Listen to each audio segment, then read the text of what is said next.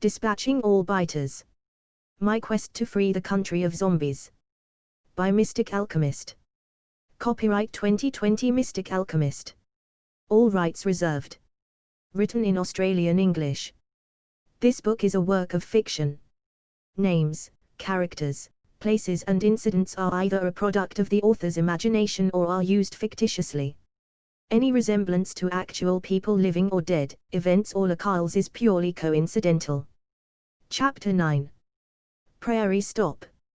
Beautiful driving in the soft early dawn light. GPS saying we were halfway to our destination. In the mirror I watched the pair talking and laughing and pointing at things in the landscape around them, but last night had cleaned a lot from my head and let me focus more on our quest, so I felt good about life.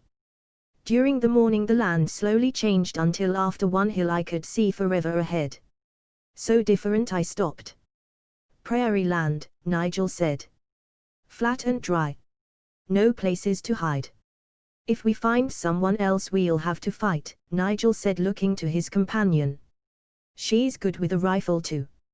I didn't bother pointing out that their rifles wouldn't touch a man in body armor like those ones in black. We better make more miles then. Now there was hardly anything new to look at, and anything else moving on the road will be able to be seen for miles. It was easy to make a good speed, and I was hoping we would get past this sort of ground before dark. Our brakes were stops in the middle of the road, no need to get out of the way of any other traffic. It was hotter too.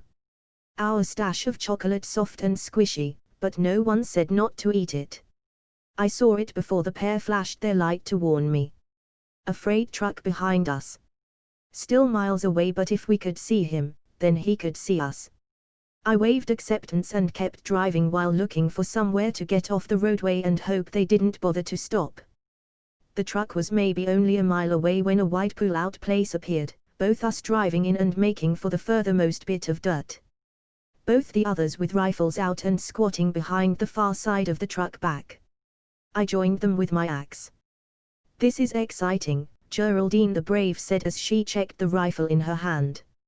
It's only a bolt action, Nigel said, but it could do some damage in the right place. His own rifle in his hand but down. We all watched that freight truck approach. Cream and no marks, same as the others, and it only looked like one driver in his black uniform. Geraldine watching the truck through the sights of her gun as she tracked the truck over the side of the tray. She told me her pa taught her to shoot. They practiced every time she visited the farm. The truck was slowing. Turning off the road but not driving much away from the roadway, stopping with the motor running and the driver getting out and standing alongside the cab.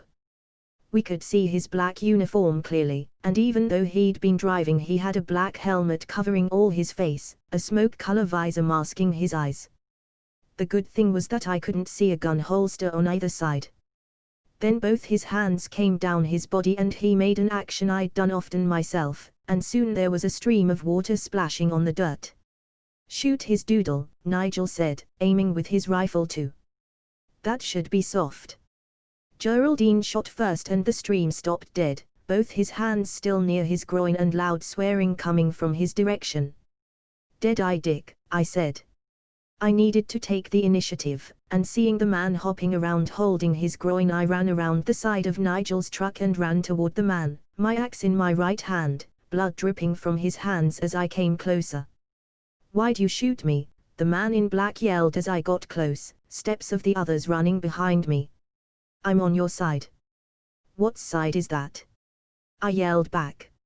I didn't want them to die. I swear I never knew. So why are you not diseased? Shots. They made us take shots a few days before it started. All my family gone now. I've no loyalty to them. I was only following orders. I'd heard that line before.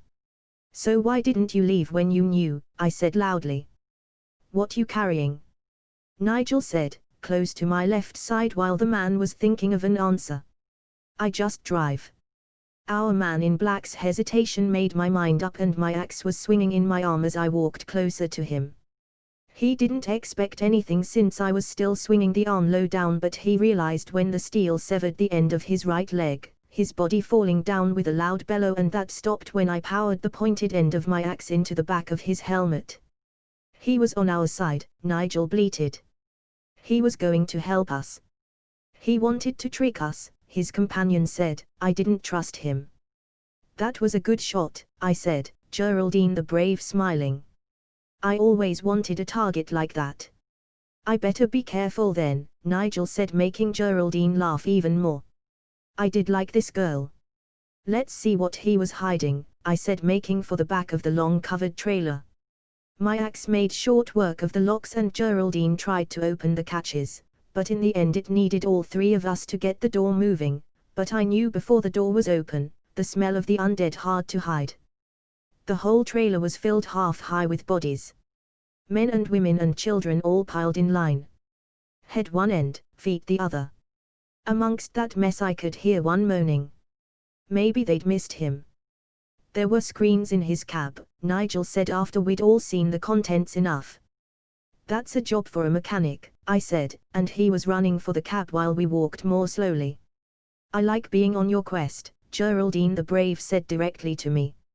I think you're going to be a great part of our group. She was smiling even more. Look at this screen, it's more than a navigator. As well as the map, there are commands from their base. See this last one. Why you stopping? They're tracking the truck and they'll know something's wrong. Burn it, I said. Burn it, Geraldine chanted. It's diesel, Nigel said, it's hard to get a light. But a great mechanic would find a way, Geraldine said. Flares. Some trucks carry flares in case of trouble, Nigel said eventually, searching the cab. You look in any hatches outside. My axe acted as lock opener while Geraldine did the searching. Mainly ropes and dirty truck parts. I've got it, Nigel yelled. They were in a metal box behind the passenger seat. I'll break the fuel tank, I said, attacking the shiny cylinder with the point of my axe. The tank was harder to smash than a skull, and Nigel was ready with 3 flares in his hand before I had a stream of fuel pouring out the tank onto the ground. Keep back, our mechanic said as he pulled the igniter on the first flare. Only a tiny finger of bright red flame, and when he dropped it on the growing pool of fuel nothing happened. When he had the second burning, the first red flame had increased in size, and the third still hadn't started the huge fireball I'd always seen on the screens. Give it time. It's not gas. It's a pretty red color, Geraldine said. It was, but Pretty wasn't getting rid of this mess. Not until we were all walking back to our vehicles did it light, and the wait was definitely worth it. The fuel had spread a good way, and once all that was on fire, half the truck was being grilled. Where did the map say this truck was going to? I asked as we were splitting to our rides. Millbrook, Nigel said, it's on the highway ahead. I'll think of a way to avoid it while we drive, I said. The fire was visible for miles, dark smoke working its way upward. It would have been a great sight in the night. I spent a bit of time looking on the GPS. Millbrook was definitely coming closer, and there didn't seem to be any large roads off the side. I was thinking they might send other trucks to check on the one we burnt, and with no other traffic in this road everyone would know we were responsible. I was about to stop for us all to decide when a sign appeared that eased my growing worry. Rest area 5 miles ahead. Clearly visible from 2 miles, the rest area looked better than I imagined. Pulling into its entrance it looked even better still. There were even some wind-blown trees with picnic tables underneath them, and to the far side a green-colored metal restroom. Clustering around that building was a car and a small truck, and no sign of life. I drove around to find the furthest place where we could park to hide, Nigel following and stopping behind me. Then we all got out to check for people. All vehicles empty, but there was moaning from one of the 2 restroom doors. Leave it there, I said, that way they won't know we've been there. But we won't be able to use it, Nigel said. I don't want to use it, Geraldine the Brave said, it will smell too much. It would make a change from squatting in the roadside. There's still one good, I said, and Nigel went to try that door. It must have been empty, but he still came out quickly. Maybe outside is better, Nigel said, Geraldine the Brave giggled, and we watched as he went to the back of the building. When Nigel had finished, we checked the empty vehicles for fuel and then took time to refuel both ours while Geraldine went through the car looking for treasures. I think her idea of treasures mainly were sweets, because she managed to find several unopened packets of them and nothing else. Maybe we should keep moving, Nigel said when we'd packed the siphon and funnel away, still plenty of daylight. I'm ready, Geraldine said, handing around an opened bag of soft jellies. Just drive into danger, I said. Both them nodding.